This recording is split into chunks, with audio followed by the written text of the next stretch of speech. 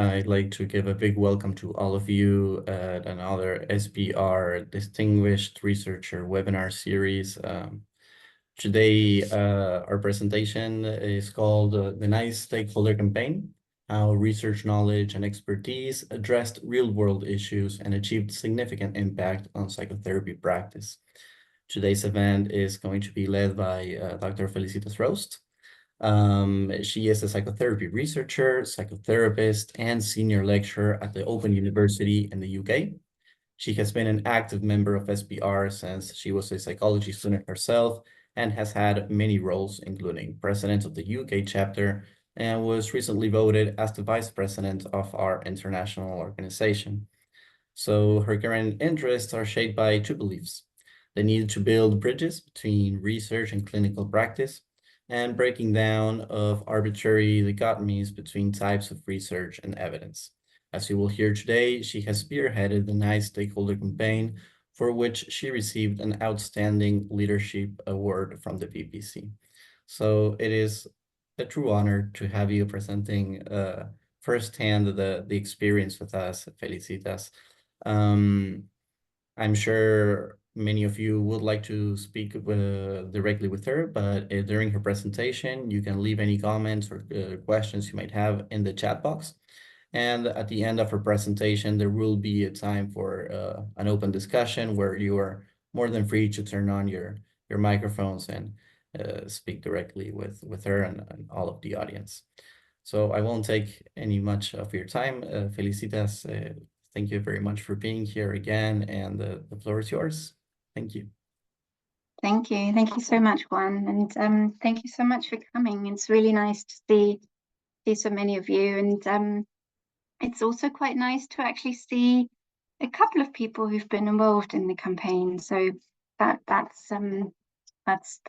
great. So do, especially in the discussion, do come in. Yeah, as Juan said, it would be great if I'll basically give a presentation, tell a story, as it were, and then we'll hopefully open up to a discussion.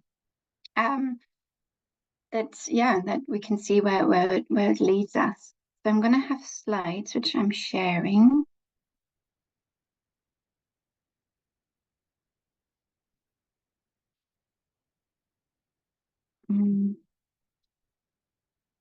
Okay, 1 second. I'm going to hang on. I think I need to.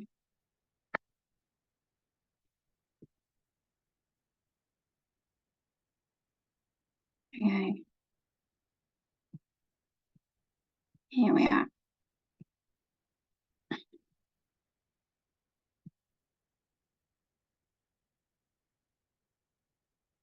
Can you see the slides? Yes, it looks perfect. Ready to go. So I'm going to kind of make my window small so I can see the slides. So, but it means I won't be able to see any one of you. So if there's anything, just sort of say.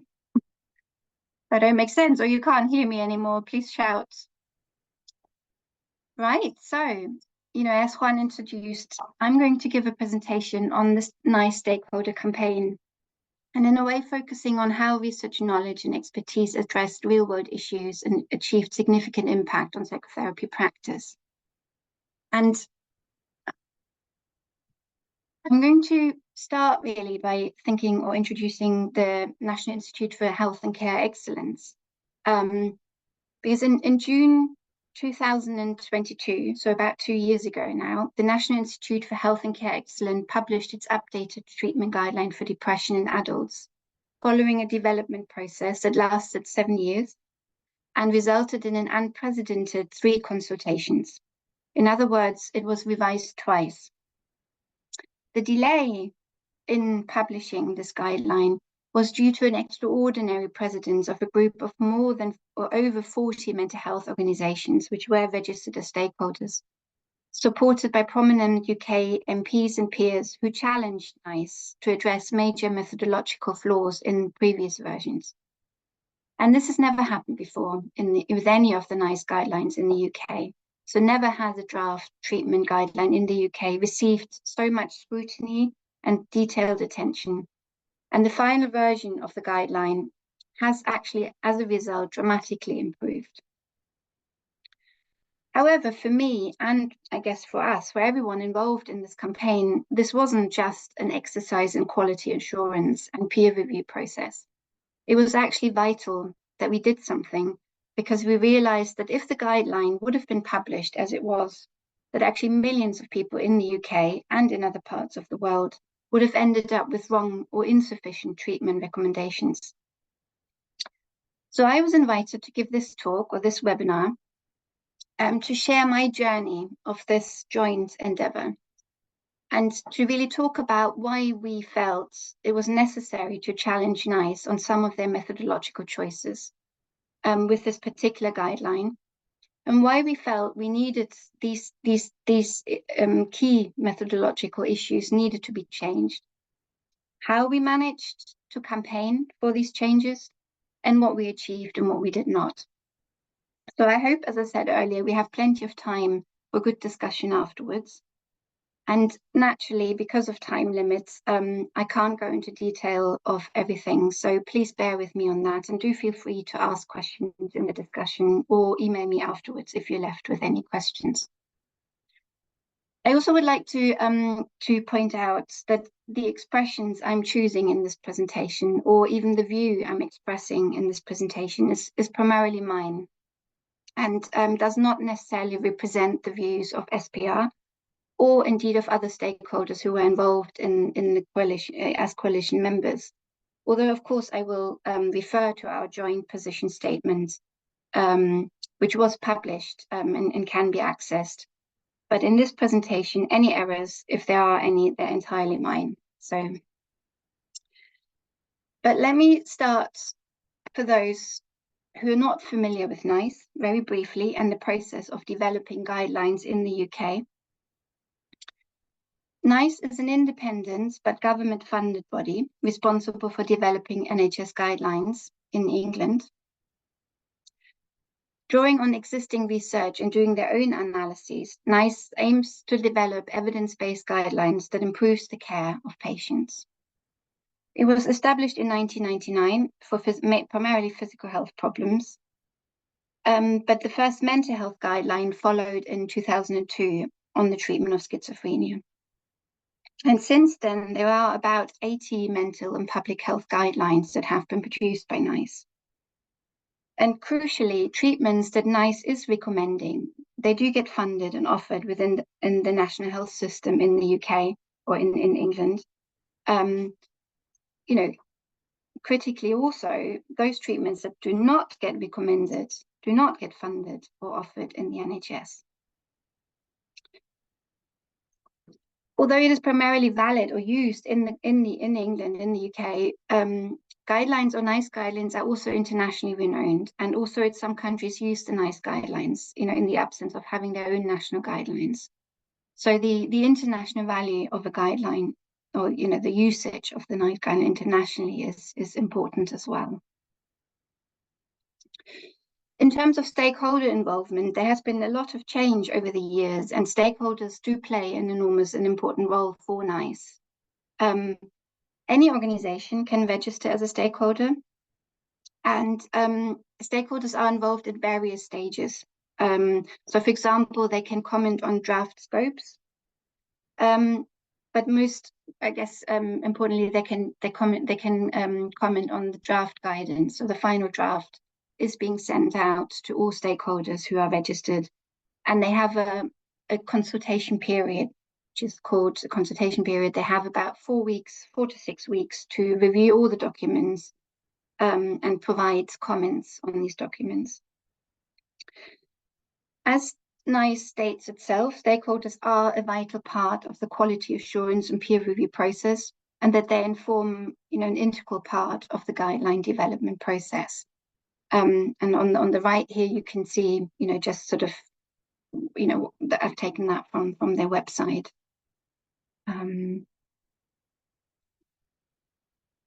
There has been a critique previously that stakeholders' involvement has sort of been treated more as a tick box exercise. And in a way, I guess, this campaign, or with this guideline, what we have shown, and one of the conclusions drawn really, is how important stakeholder involvement really is. So in July 2017, all stakeholders received the revised version of the depression guideline for adults. And as some of you know, who are here, my own research interests is in outcome and process research of psychological therapies for severe and chronic forms of depression.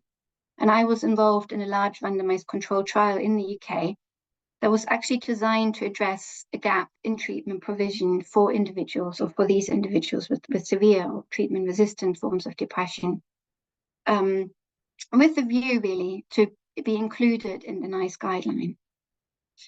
I was also the president of the UK chapter, of the SPR UK chapter at the time in 2017, and I saw a great opportunity for our members to be involved in an important endeavour. So I initiated a working group, and as I said earlier, a couple of people are here, so it's really great to see you here. So I initiated a working group to review the guidelines, and I felt like we as an organization, as SPR, were exceptionally well placed to be reviewing the guidelines, not only because of our expertise in the full range of different, qualitative and quantitative methodologies, but also because we are multimodal. And as such, we can come from a position of therapeutic neutrality and scientific integrity. So having reviewed the draft guidelines, I mean, as I said, we had about 4 weeks, which is quite a challenge. It was also over Christmas, I have to say. Anyway, it was a challenge to review thousands of pages. Anyway, we managed, and we combed through the results, the documents, and having done that with a scientific lens, we found ourselves actually extremely concerned. Well, in other words, actually, we were very shocked, I have to say. So not only did the documents consist of several, not only were there several inconsistencies, a lack of transparency in terms of justifying certain choices, in terms of sort of documenting choices properly. We also, and that's most importantly, detected serious methodological flaws in how NICE selected, grouped, and analyzed the supporting evidence. And I was thinking about this the other day. So on BBC Radio 4, I was interviewed for them.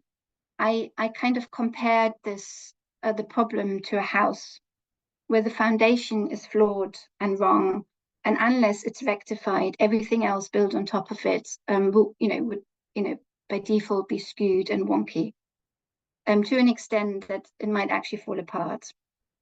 So in other words, we were arguing that NICE uses a flawed methodology in this particular guideline. And to some extent, as I will highlight or emphasize later, in all of the mental health guidelines, or most of the mental health guidelines as well. And if these are not addressed adequately, this guideline would not be fit for purpose. And this is what we basically argued. And I felt, as I said earlier, I had to do something. And actually, together with my colleague Peter Hudson, who was the former political advisor at the BPC, we got the ball rolling. But before I explain how we engage the 40 plus mental health organizations and 60 plus members of parliament in the UK, I will briefly summarize actually what we felt were the major methodological flaws. And just briefly here on the slide on the right, you can see an example document of a consultation period documentation. So, as I said, every stakeholder receives the draft and then has to complete this document where they have to list exactly which page number, which section, which paragraph, a bit like a review, I suppose, of a journal article, and then sort of to list the issues that one has with aspects of the document. but I'll come back to that in a moment. So whilst SPR we completed a review, as I said, of this sort of documentation, reviewing the guidelines, giving our comments. So did many other stakeholders. And part of the campaign that we formed included, as I said, 40 plus stakeholders, who most of which who have submitted a review. But as you can imagine, we needed to sort of focus on the major methodological flaws, to achieve something. So the first task really of the coalition was to come up and agree upon a number of methodological issues. And they were altogether 6, which doesn't mean that there weren't other smaller methodological issues, which we as which individual organizations have stressed. But these were the 6 that we sort of agreed upon. And these 6, I will go into detail now, so I won't read the slide, but I'll go into detail of each of them, or summarize each of them.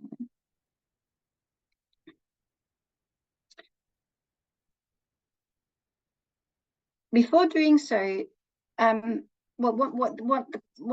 sort of a side issue of that, or irrespectively of these sort of 6 more specific methodological issues, important to notice is, and this is a critique that we're not the first one who raised this critique. It has been raised with NICE many times. But treatment recommendations, again, were solely based on the evidence derived from randomized controlled trials. And as we all know, this does not create sound policy. Sound policy really requires that we draw on a diverse range of evidence.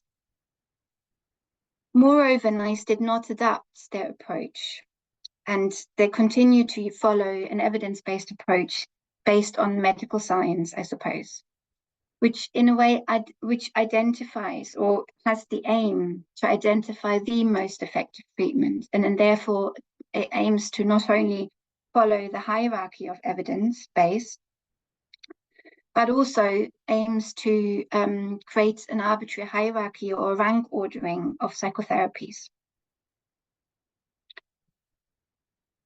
And in that, it very much recommended a limited range of treatments in this very first updated draft that we received.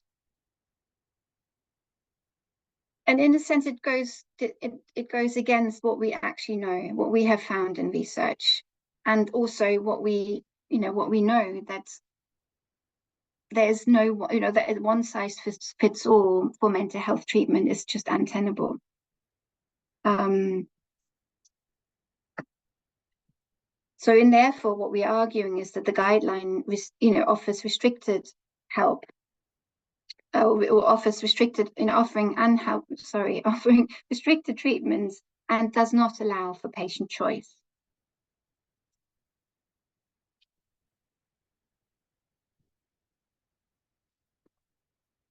I mean, in a way, what we do know, and I guess you know that better than me, I suppose, is that research has shown again and again, and Bumpold, in his recent publications, has emphasized that and summarized that psychotherapy is as effective as medication, and that a range of psychotherapies are effective overall, and superiority effects between different treatments are actually negligible.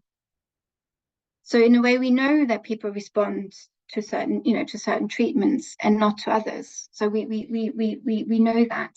And in a way, a society that offers only some treatment choices will inevitably lead to individuals not receiving the correct treatment.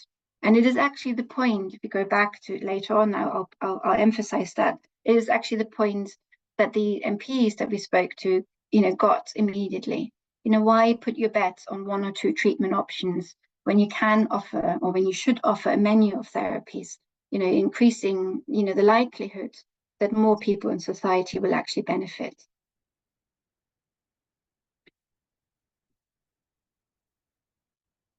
So, but now coming back to the sort of 6 methodological issues that we raised specifically. So the first issue was with the categorization of depression. The categorizations were out of line with US and EU guideline methodologies, leading to erroneous and unhelpful classifications of research studies, which did not match clinical and service users' experience. So in a way, again, as we know, whilst the research community has established overall, broadly speaking, 3 levels, mild, moderate, and severe, if you wanted to categorize sort of forms of depression or the severity levels of depressions, NICE decided to arbitrarily divide the populations for first episodes into 2 levels.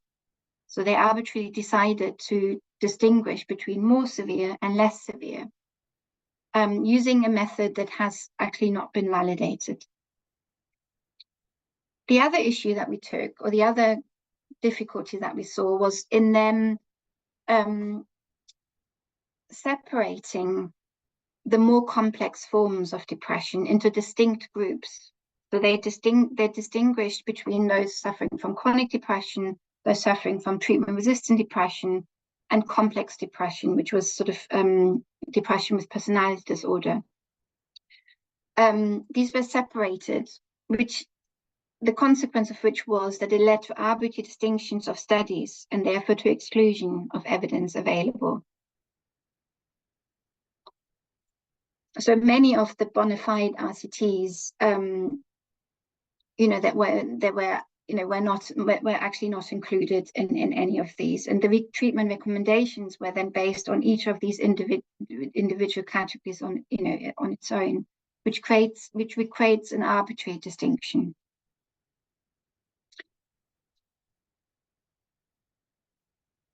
The second point, or the second issue that we took, or the second methodological flaw, was in terms of how NICE determined whether a treatment was found to be effective or not. So the method used to work out whether a trial was clinically significant was inadequate. It only includes full recovery from symptoms and ignored important partial recovery rates. Again, thus excluding important data.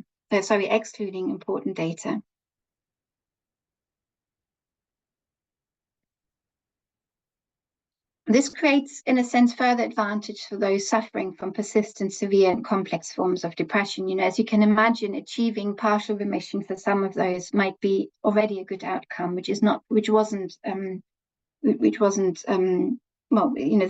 would have been excluded from these, being categorized in that way.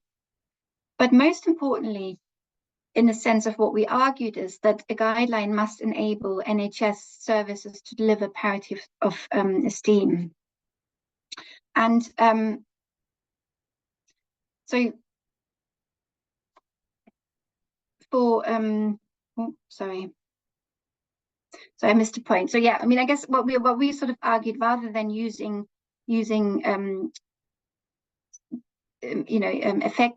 treatment effective points like partial recovery or full recovery, we sort of said perhaps a better way of clinically more useful way is to look at an individual change, clinically significant change, such as the reliable change index. The third point that we raised was with the measurement points, and that is a very important one, because NICE decided that to focus on the end of treatment as the primary measurement point, or the primary outcome point. And there are several issues with that. The first one really is that we're arguing that any guideline must enable NHS service to deliver parity of esteem. And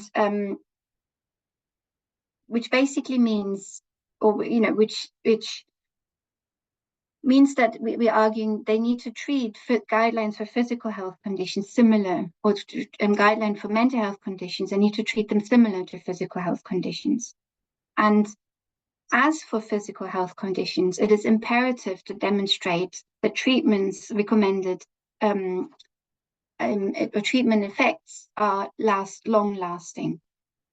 So, for example, a guideline for epilepsy or asthma does examine the treatment outcome over between 1 and 7 years after treatment had finished. So it was quite puzzling to us that the guideline on depression didn't include long-term follow-up. So given that they did not consider long-term effects of treatments, they hence recommended treatments that are not known to have long-term effectiveness.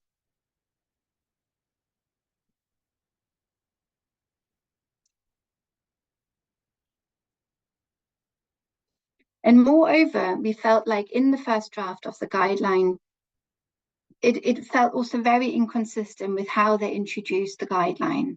Very often, various points, and I've just given one example here, they stated clearly in their draft document that the aim of interventions is to restore health through the relief of symptoms and restoration of function, and in the long term to prevent relapse. However, as I said, looking at the data, they didn't include these measurement points, and that was one of the important things that we asked them to do, to include actually long-term follow-up.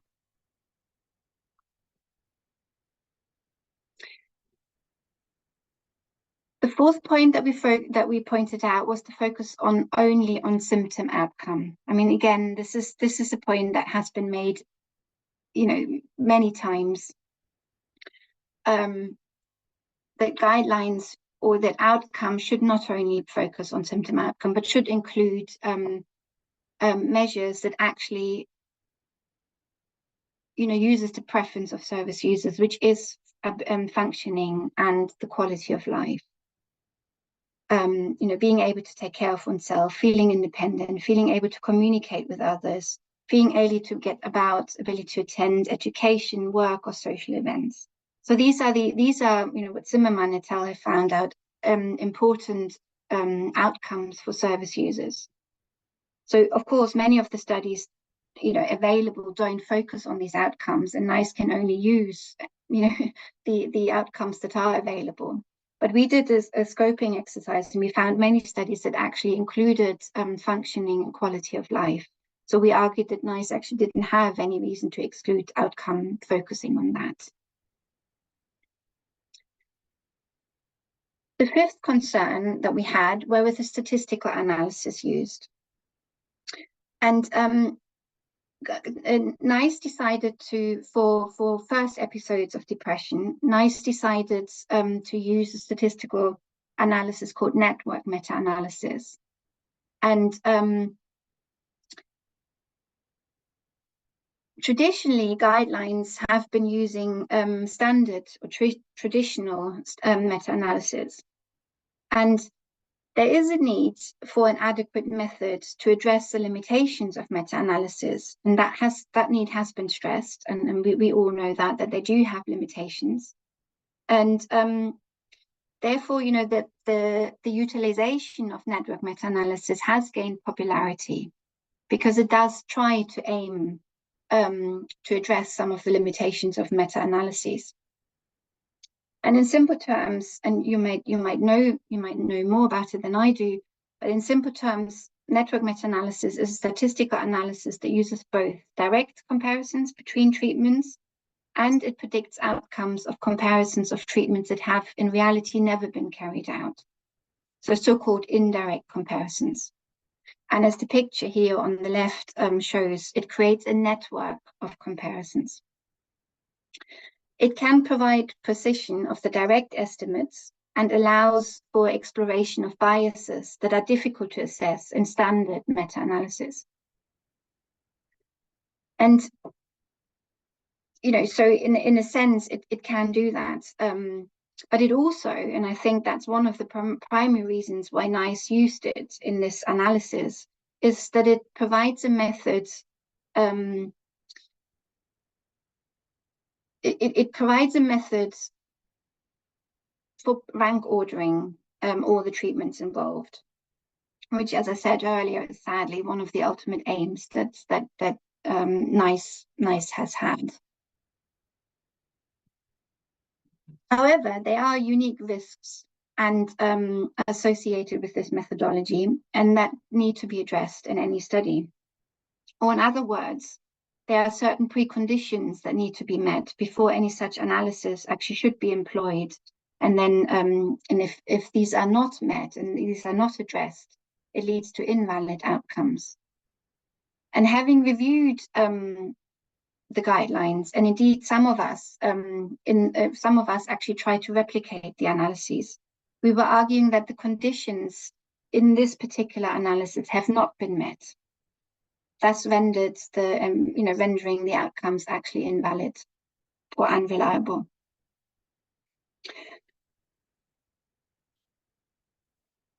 Overall, the analysis that they carried out was hugely complex, and never has such an analysis been published of that so far, at least at the time, in 2017. So this network meta-analysis included 351 studies, comparing 81 interventions and combinations of interventions, which all differed considerably. So, and as we are arguing, they violated the transitivity and consistency assumption. NICE argued, we obviously went back and forth with NICE on this, and they argued that they did try to address most of these, violations, but what they only addressed really was severity at baseline, the number of previous episodes, and the quality of study. So they controlled for that. But these variables, they're not the only variables that are affected. So we're really arguing that it also includes sample size, age, sex, socioeconomic factors, therapist factors, as well as dose and administration of treatment. And these were not addressed in this analysis. So in a sense, what we argued, in line with many other scientists, but also with the Canadian Agency for Drug and Technology in Health, we took the position that findings from a network meta-analysis should only be used to supplement evidence derived from direct comparisons. And we asked NICE to basically go back to using direct comparisons. The other issue for this, why this is really important is that, and I won't go into detail in this talk today, but the network meta-analysis heavily influenced the health economic analysis, which obviously also influenced the treatment outcomes or the treatment recommendations. So in a sense, using that network meta-analysis to then inform the health economic analysis, impacted on that as well. And, this concerned the trustworthiness of the outcome of the health economic analysis equally.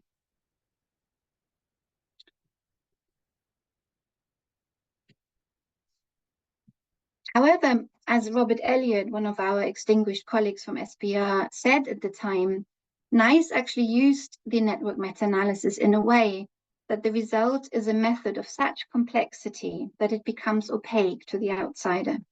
In other words, it makes the assessment of the assumption and judgments that went into it incredibly difficult. And when we took that up with NICE, they recommended by saying, "Thank you for your comment.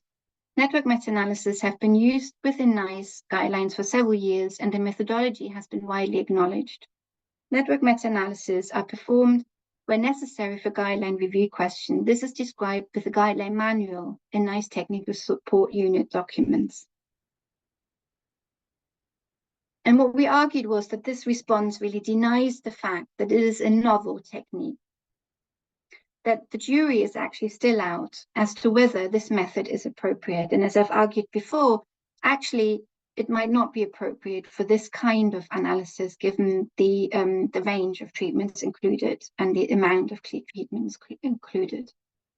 Such a complicated data analysis has not been replicated enough to make reliable judgments. And NICE ignores the fact that many experts warn against using it as a primary data analysis technique, given the various risks. And this is what I'm referring to scientific rigor, because we felt as a coalition, but I feel quite strongly about this, that, before a novel measure, a novel, criteria or a technique can be used, it needs to undergo the usual rigorous validity and reliability testing carried out within the scientific community. So methods chosen need to be transparent, clearly outlined and justified. And, not only, in the case of novel method, it needs to be stated as well as the limitations of it clearly explained. So we said that that's what NICE needs to do, which they then subsequently did do. However, I also feel NICE is, a NICE guideline is not a place to use a novel technique. It immediately, it is designed to affect, to have impact. And it needs to be verified in the research community first before any treatment guideline can sort of really use it. The sixth point and last point I'll stress today is the service user experience. As I've showed earlier, and I've kind of repeating it here on this slide, NICE stresses the importance of the service user voice in various aspects in the document, but also on their websites, which is good. And here's, clearly sort of stating that getting the patient's voice heard is crucial in developing guidance that works in the real world. However, one of the major critique that we found with the depression guideline itself was that actually hundreds of published service users or patients' voices have not been heard or have been ignored, in fact, because NICE decided not to update this aspect of the guideline. That was carried out in 2009. Talking about the service user experience of both their depression, but also more importantly of their experience of the various treatments. And we did a scoping search, and there were loads of studies that were published since 2009 about service user experiences of treatments. And they have not been updated into the guideline, nor have they actually been included in or incorporated in the treatment recommendations. So that was the last and most important point, really, that we raised with NICE. That they did not update the section, more importantly, even that they did not include that into the findings or into, the treatment recommendations.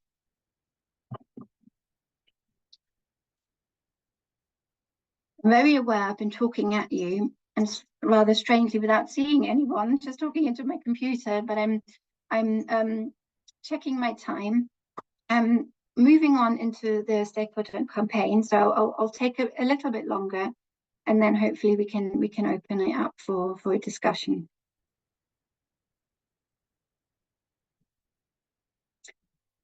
So, according to World Population Review, between 251 and 310 million people suffer from depression worldwide.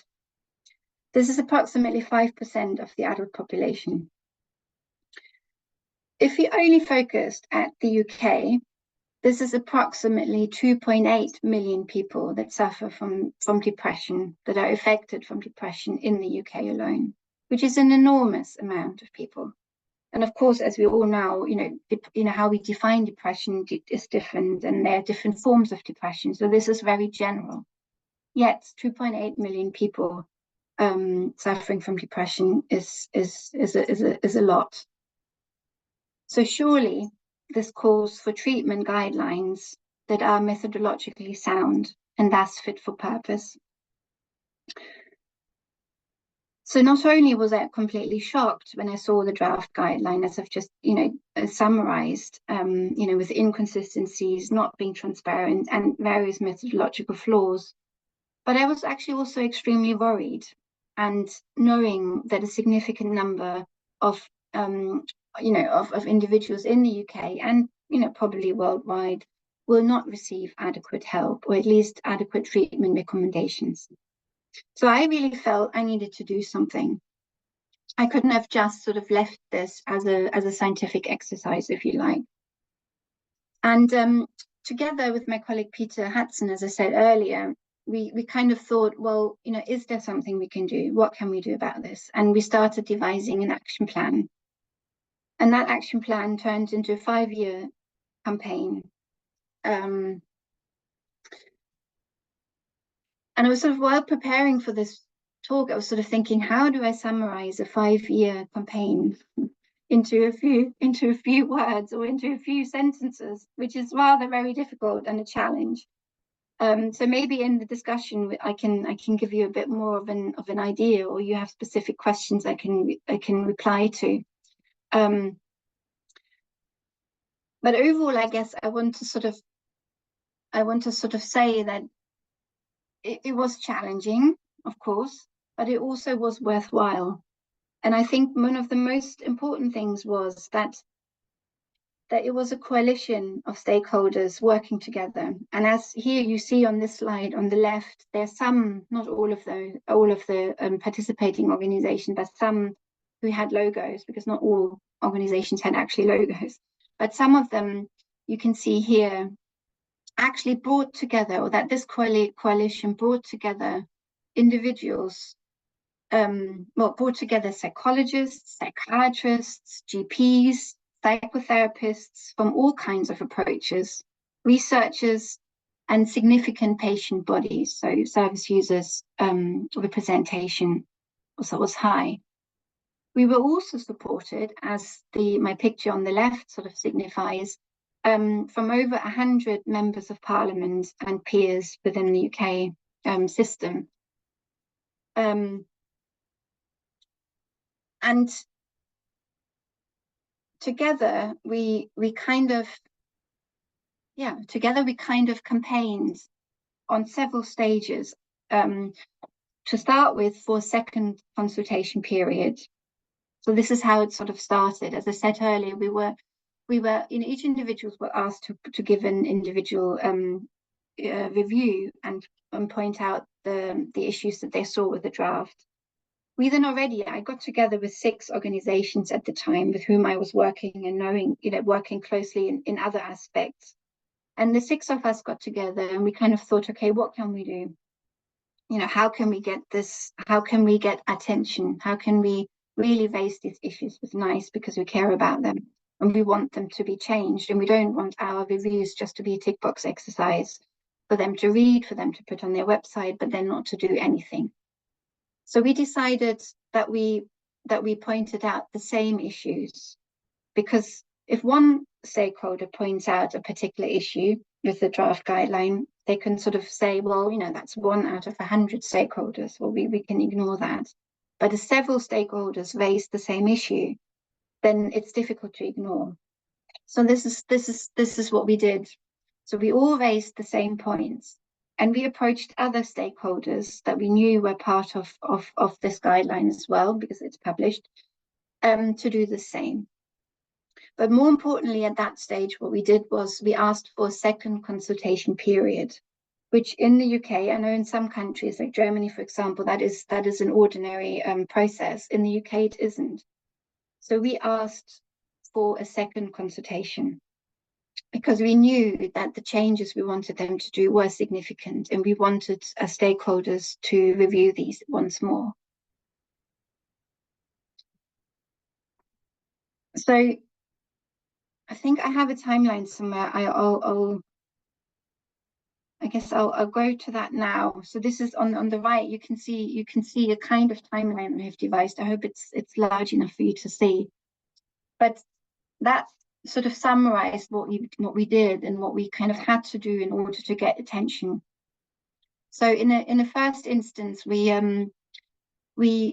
asked for second consultation periods, and we actually wrote to the chair of NICE to formally request it as well. So we put it into the form, if you like, but we also wrote to the chair of NICE and saying we formally requested, and this is the reason why. Simultaneously, we briefed, the coalition briefed peers and members of parliament about our concerns, so that they were aware of it. And in February 2018, we actually had an early day motion that was tabled in Parliament. And we also had, under the leadership of Norman Lamb, the former health minister, several MPs and MPs sign a cross-party letter to NICE asking to respond to our letter and our concerns. And I'm just needing to turn on my battery, 1 second. Okay, I can see you again.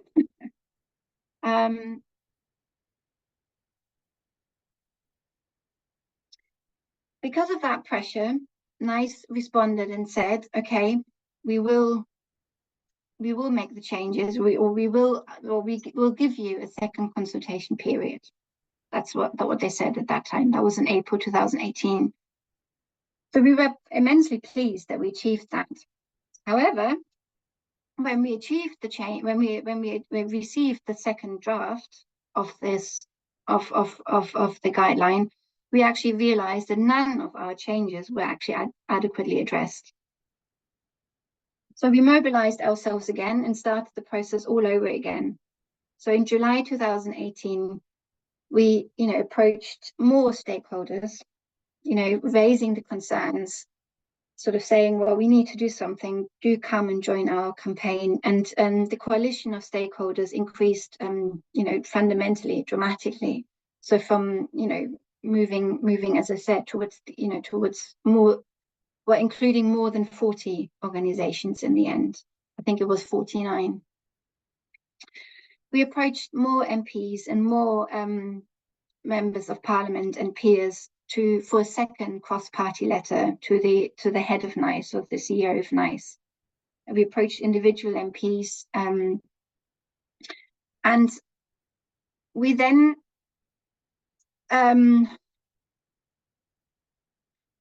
arranged with NICE, through the help of the MPs, to have a joint meeting, and that was a very important event.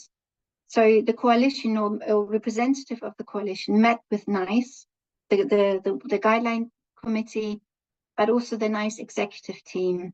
And that was chaired by an independent methodologist.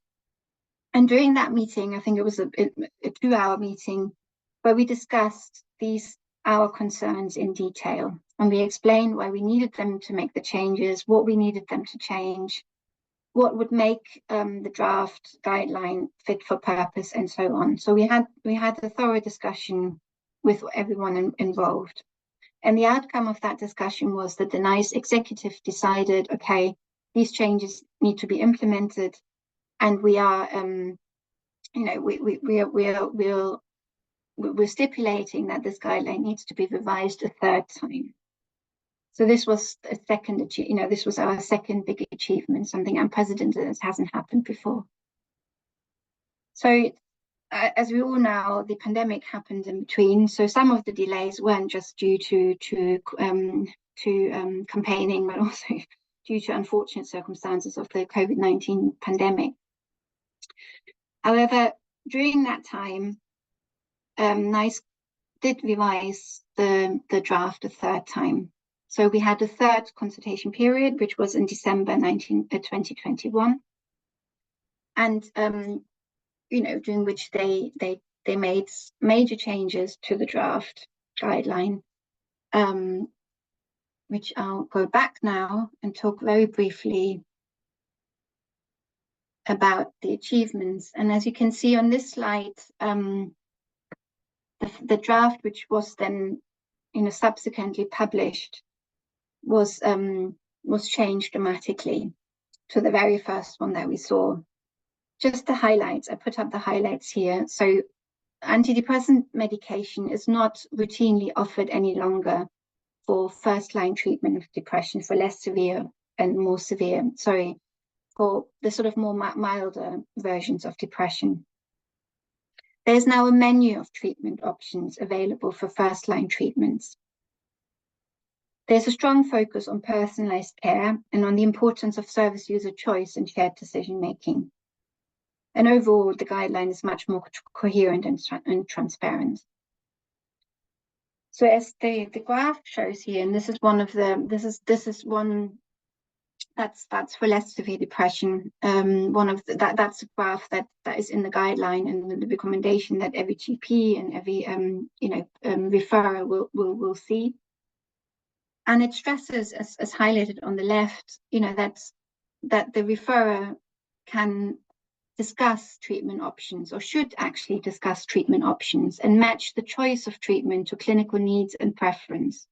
Thus, taking into account that any options can be used as first line, but consider the least intrusive and least resource intensive treatment first, which is guided self-help, as they've pointed out. But importantly, is that the person has if the person has a clear preference or experience from previous treatments to use as a guide, the referrer ought to support this person's choice, unless of course there are concerns about the suitability. And point out here is that, in a sense, in that circle are the various treatments that they reviewed in this network meta-analysis. And to point out, and this is one of the things that we have pointed out, between these treatments, apart from counseling and short-term psychodynamic therapy, there are no significant differences in outcome.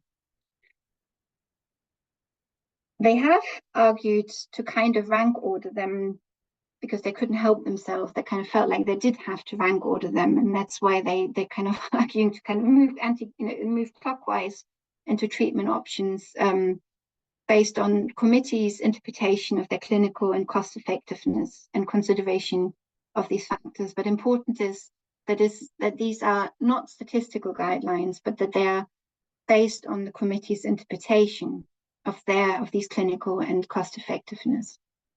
In other words, there were no differences between these treatments, or the differences that they did found were negligible, and that's very important.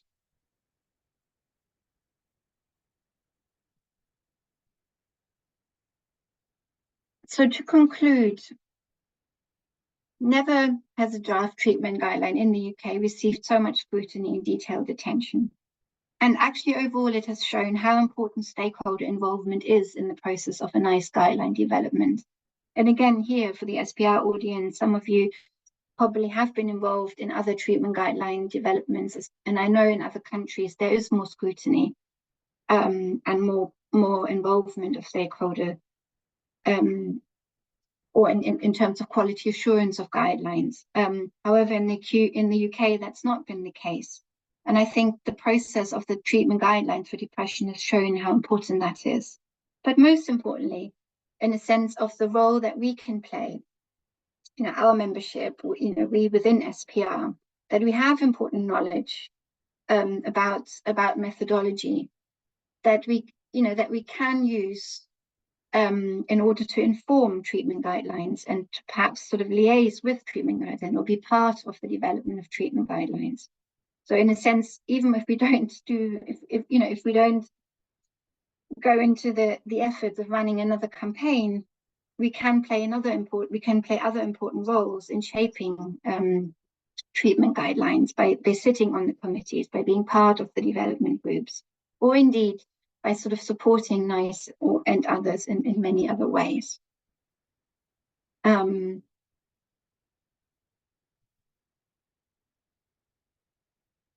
And I want to finish. I thought I had a slide on this, but I don't seem to have one now. It's gone. Anyway, I want to finish by pointing to I guess the aspect, the next steps in a way. The slide that has disappeared was called next steps. And the next steps, in a sense, refer to that whilst we have achieved something tremendous here and something very important, there's another side, which is that NICE hasn't addressed all of our issues, especially some of the methodological issues. They still only focus on randomized controlled trial. They haven't included real world, the focus of real world data, especially collected. There's so much collected within, in the UK, the whole IAP data set, for example. They haven't included that seriously. They haven't updated the service user aspects and incorporated this into the treatment guidelines. They haven't updated or changed their definitions of depression, or their categorization of depression, rather, which determines which studies they're included and which studies they're excluded. So there are many methodological issues that still need to be addressed in the next revision of the guideline, and I'm hoping that people will continue challenging them, and in the next reiteration that these will be changed. Moreover, many of these issues are not only applicable to the depression guideline, but they're also applicable to all other mental health guidelines. So as I pointed out earlier, NICE often, well, the response we got back from the development group or from NICE to our critique points was very often, well, you know, we're following our manual, really. There's nothing we can do. You know, the manual stipulates that we can only use randomized controlled trials or the evidence based on randomized controlled trials for this and this research question. So there isn't something we can change. Or we use network meta-analysis because the manual stipulates we should use network meta-analysis for these kinds of analyses, and so forth. So in a sense, the guideline committee themselves probably couldn't really do much about this. So I guess the next challenge really is not perhaps with an individual guideline, although of course people might want to do that. But the next challenge especially is to kind of liaise with NICE about updating and changing their manual. And I know, some of you are here, we have tried that in between, and we failed to do so, or they failed to listen to us at that point. But I also know the treatment manual is being revised more often. And there's an opportunity for us, I guess, to get involved again. All right, so I want to thank you for your attention. I also would like to express my sincere gratitude and actually admiration for all my colleagues who were involved in the SPR working group. I know some of you are here. To all the stakeholder organizations representing thousands of service users and UK workforce voices, as well as to obviously all the MPs and peers who supported the campaign. And I also want to thank the NICE Guideline Development Group for all their additional work. None of the critique, and I'd like to express that once more, none of the critique that we had with the guideline was concerning or, was in respect to any of the individuals involved. All right, thank you so much. Thank you so much for your presentation, Felicitas. Personally, I find it very inspiring. I mean, it's very common that in our field we hear about the gap between research and practice, and if it's even possible to articulate them in practice. And you've gone so much beyond this gap, working at such a huge scale that even involves public policy and general mental health considerations, and always keeping in mind the best thing for the consultant. So it really is amazing work that you and the whole team you were in charge of did. So thank you very much for all of your work and also for your presentation. And to everyone in the audience, please feel free to turn on your microphones, your camera. You can write questions or comments in the chat box as well. So looking forward to discussions, questions, comments.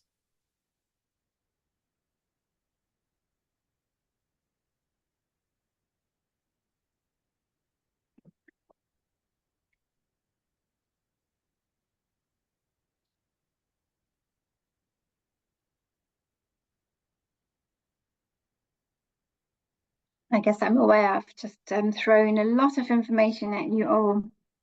And yeah, talking for quite some time. Denise, come in. Hello. Well, thank you, Felicitas, as usual. Wonderful presentation. No, I'm very happy to see how the spirit of SPR has sort of come into policies, because at the beginning, when one thinks of a research society as something which is sort of reflective or purely academic, and this bridge in the gap, as Juan Cruz said, not only from research to practice, but also from research to policies, which I think is even more difficult. And this, because there are different levels of abstraction. So this traveling from the very feeling of this very person, John Smith, who feels uncomfortable with this and such treatment he has had and wants to change, to going up to checking up with research and then transforming this idea into policies, I think is a very valid effort. And I'm very happy that this sort of humble spirit of SPR has permeated in my country, in Uruguay. It's in the latest administrations mental health has been like this. No guideline comes out until everybody has had the chance to speak and say and give an opinion. And I remember when we had our national system, health system, everybody was called in. Dozens of organizations and patients were called in to give their opinion, and patients' relatives. And this produces what is really tenable, because it is not just somebody in an office thinking, but it's really grounded, not only grounded theory, but grounded practices and grounded policies. So I'm very glad to hear all this.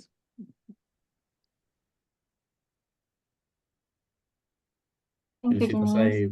I actually have a personal question. At the beginning, you were talking about how important it was to monitor the long-term effects of the guidelines. So I wanted to ask you, what was the current state now after it's been published, and if there was a plan to monitor, and how far long in the future it is expected to pull data from, and how you're planning on doing this. Yeah, I mean, I think there has been in terms of the guidelines. So there is, I think the NICE guideline, I don't know, it used to be the NICE guidelines were updated every 10 years. So, however, they've decided to change that and update them more often, which obviously is good. But I guess I'm not quite sure how often, and I think I don't think it's been sort of stipulated. I can see that Sahanika is here in the talk. She might know a bit more about it than I do. But yeah, I mean, before the 2009, I mean, there was obviously many years between 2009 and 2017. So it took a long time for this depression guideline to be updated anyway. And I don't know what the reasons for that were. But, you know, I think they might have started back in 2015, you know, with the scope and starting to update and obviously doing the work. But there was definitely a long time between this, and we were told there won't be a similarly long time to update that guideline. So that, I mean, time flies already. I mean, it's been already 2 years since we challenged this. So perhaps there should be another challenge for the next, or, you know, another sort of update of the next guideline coming up.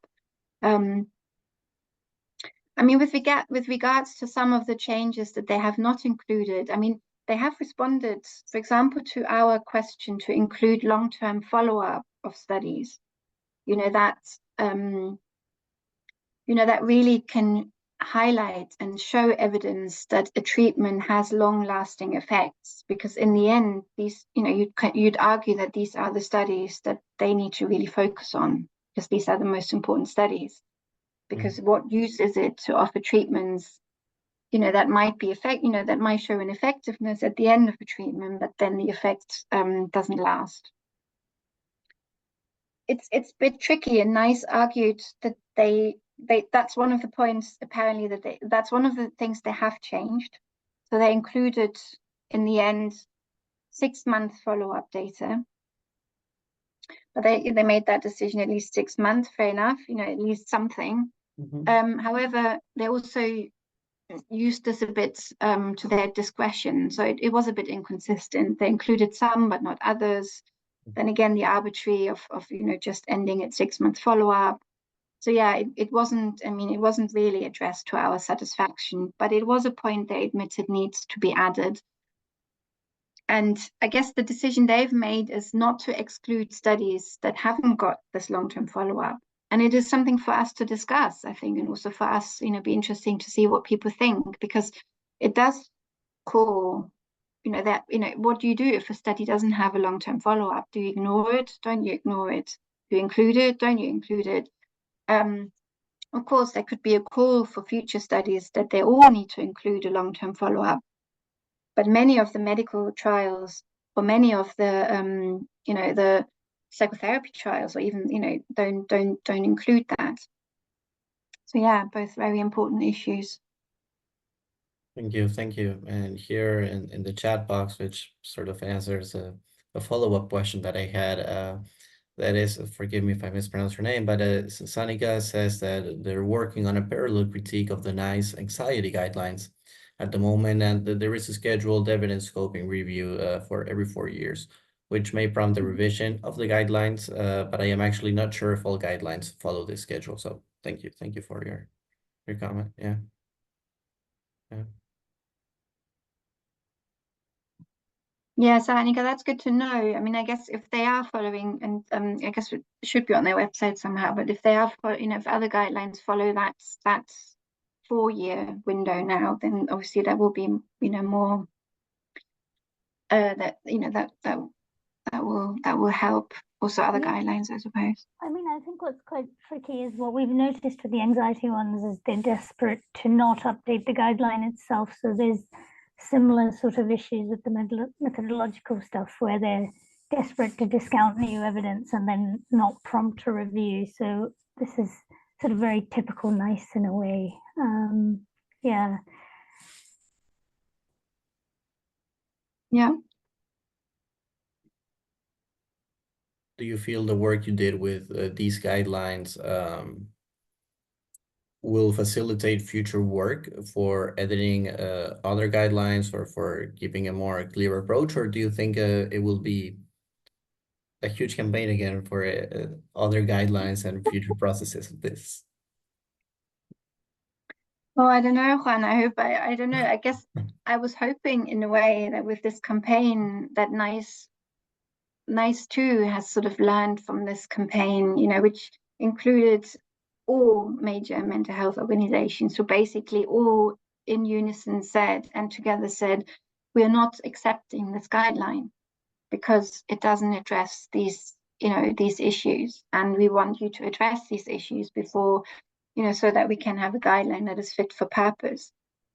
So, doing that, we'd very much hope that NICE would have taken this on board and would really apply this to other guidelines too. However, I don't know. Maybe Sahanika has an answer.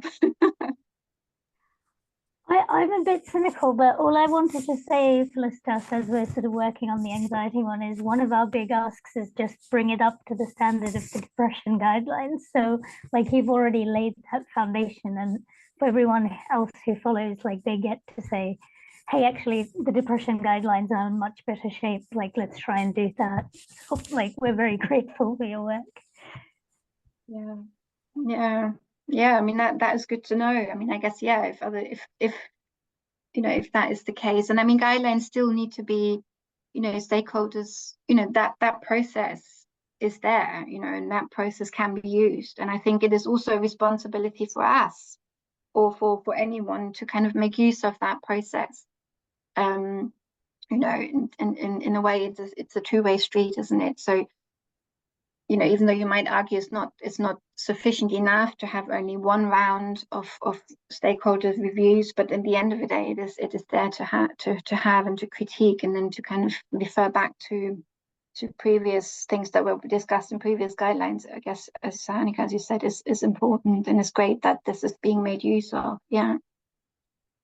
But I also think where the next steps lie is really or one of the important point is to kind of liaise with NICE or to or to kind of work with NICE on thinking on their methods guide, or their methodology for their guidelines, their manual, their methods, their guideline manual,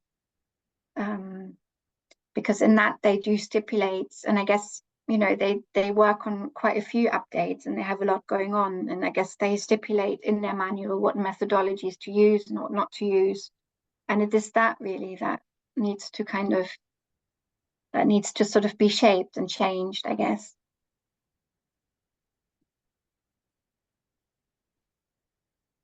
We have a question in the chat box from Juan David.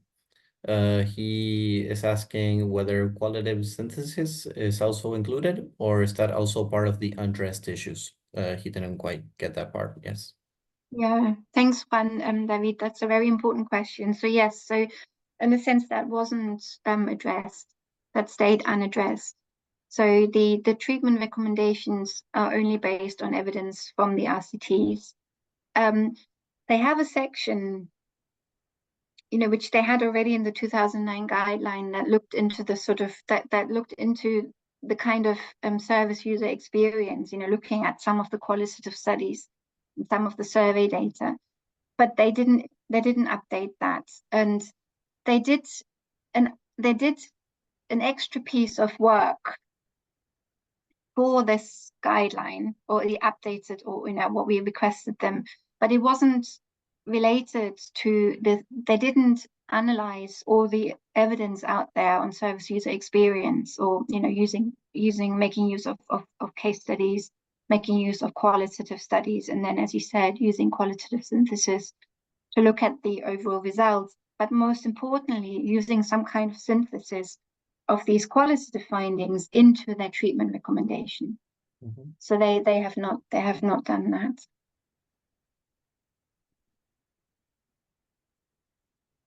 Thank you. And do you think that is that like an overall problem across the different guidelines, or is it specific on mental health or depression?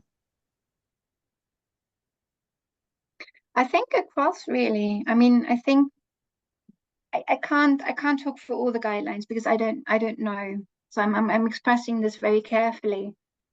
But I think part of the issues that I've raised is that they're focusing particular questions. So one of the questions, what is the evidence base for, whatever, depression, for anxiety, for whatsoever, they're following the advice that a particular questions can only be answered with particular kinds of evidence. So, they're following the hierarchy of evidence as such. So they're then arguing that they will only really focus on the evidence derived from RCTs.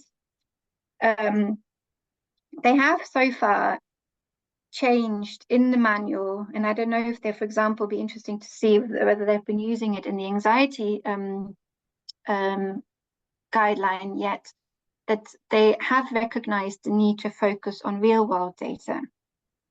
So that will probably change in the future, and maybe has even already changed in other guidelines. But so far, I've not really encountered a commitment to really include qualitative data into the treatment recommendations. I guess it is also something that, bringing it back to our responsibility, it is also something that we need to think about as researchers. And I know SPR, we've included a new working group within SPR, and within the working group of SPR, we are wanting to tackle these questions of how do we combine different kinds of evidence, including qualitative evidence, including case study evidence with RCT evidence or real world data evidence. And I think these are research questions that we still haven't answered. Sorry, these are questions that we haven't really fully answered. And hopefully in the future, we can actually answer these questions and then inform NICE about these. I don't know, Juan David, if I've answered your question. Yeah, absolutely. Thank you. Yeah. It was great. Do you have any suggestions, any ideas? I don't know, but maybe Cochrane has done some interesting work in his qualitative synthesis, because I think that those are very rigorous and they have like really high standards, but they are also like really evidence-based. I don't know, maybe it could be some example, but I don't really know how to integrate that in some kind of public policy. Yeah, that's a good point. Yeah, it'd be very interesting to sort of see where they're at in terms of, I guess, in terms of these important questions of how to synthesize different kinds of evidence as such. Yeah. Yeah, and it's also very medical because of Cochrane's focus, and we could also kind of nuance that to how we measure effectively or precisely in psychotherapy, I guess. Yeah, yeah, yeah. I mean, these are some of the issues. I mean, that I guess it's not new that we're raising, really. You know, there has been, you know, many other people have raised that before, but you know, that kind of the whole issue in terms of, you know, actually needing, you know, which I've talked about it before in terms of needing a sea change, really.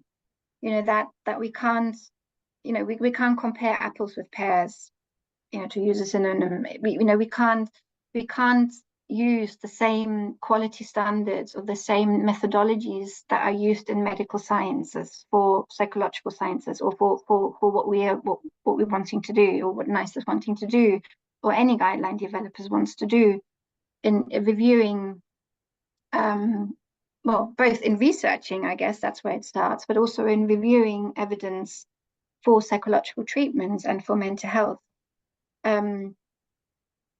You know, there are different quality standards. You know, some of the standards, and Cochrane, obviously, you know, they have these guidelines quite clearly, and they can be followed, and they have, you know, they have adapted some of those.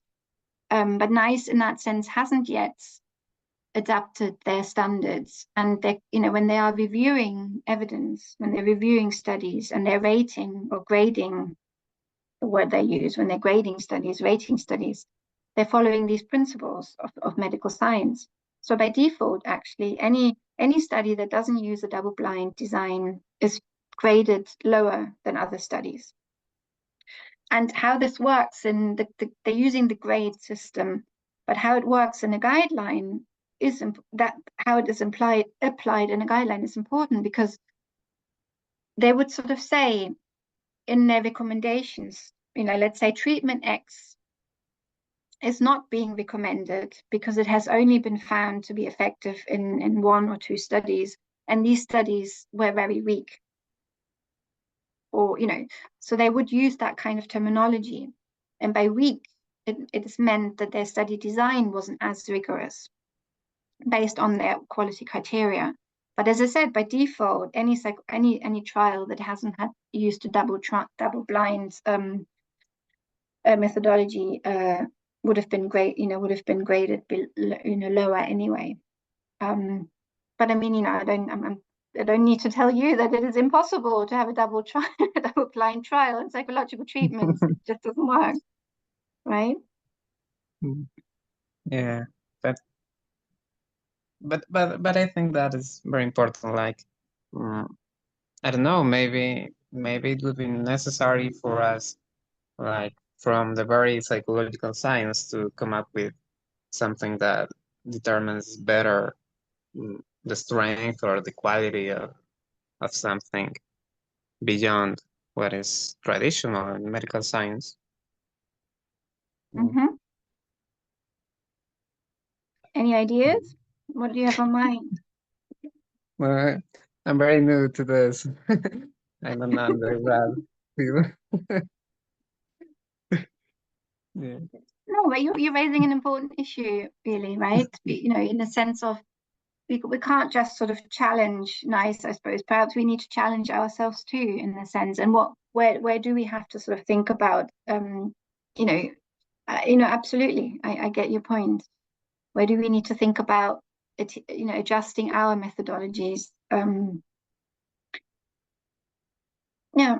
Yeah, it's necessary. Thank you. Thank you.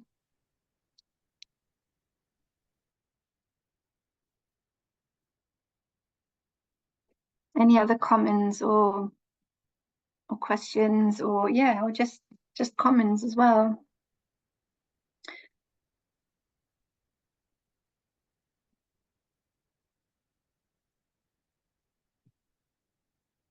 You've been sort of talking about this, but I wanted to know what was your personal stance on the dodo bird metaphor about all treatments having being winners and deserving a reward.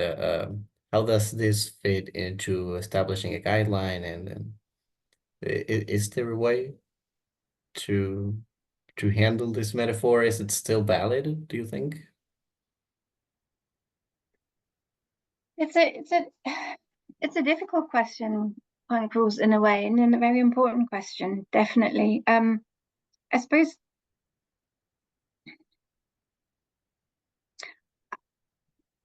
it'd be interesting to get other people's view, and please to come into this discussion. I guess I'm in two minds about this. I do think we need to continue establishing the evidence base of some of our psychotherapies. I do think we're not fully there yet as such, especially, but it is more complicated than that, because at the moment most of our studies focus on specific diagnoses. So we look at treatments for depression, for anxiety, for PTSD, for whatever. So they're very much focused on diagnoses. And then the other aspect is that most of our treatments focus on comparing, on superiority trials, and I think in terms of that, Van Polt's talk, I think Van Polt's presidential address that we had a few years ago was amazing. And I think what he sort of really stressed, brought it home to me, that in a sense, we have done within psychotherapy research, generally comparing it to medical treatments, but also individual treatments, or comparing individual psychotherapies with each other. We've done enormous amount of work. There are ample of research evidence out there that have sort of shown, yet time and again, that there are that the differences that we do found between studies are actually negligible, are very small, with the exception of a couple of disorders or disorder-oriented treatments. So the question is how we want to sort of spend our efforts really going forward.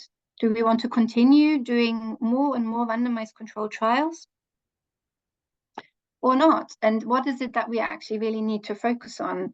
And I think my personal view is that we need to move much more into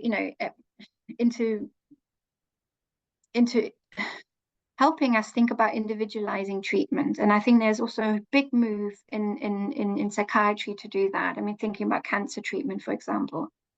We have general randomized control trials that look at the treatment of cancers, but also the importance has been stressed, how it is about the individual and individualizing treatment. And I think perhaps we need to move into that more also in psychotherapy research, and really focusing on what works for whom at what time and point. Because what we do know is that certain treatments help at some point in someone's life, but CBT might be extremely helpful for some at time point X. But then at time point, Y, it might be, a psychoanalytic treatment might be much better. And then there's so many other variables involved, rather than, I don't think I need to sort of point these out. Most of you here know that much better than I do. Looking at Chris right now, the issue of outcome measures, the issue of, all of the issues involved. I'm rambling here, I notice. I don't know, Juan, if I answered your question. Yes, very, very clearly. Thank you. Thank you, Felicitas. Thank you. Chris is giving a thumbs up as well. Oh, come on in, Chris. I don't know what to say.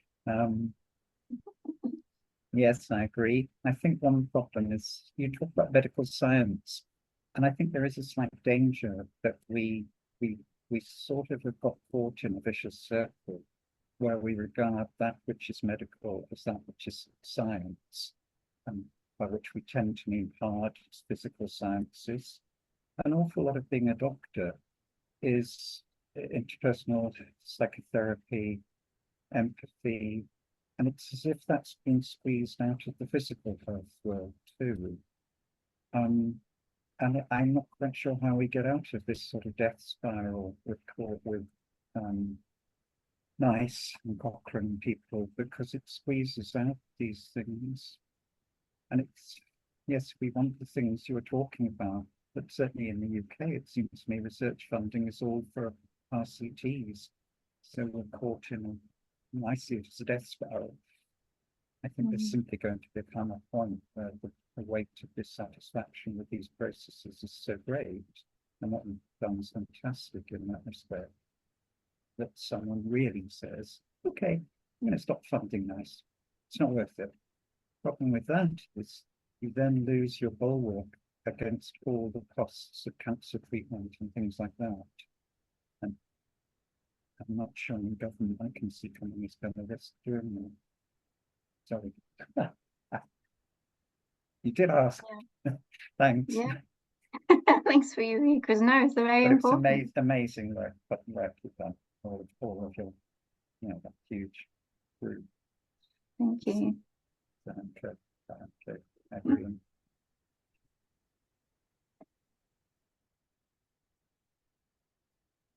So everybody, I think we are just about on time.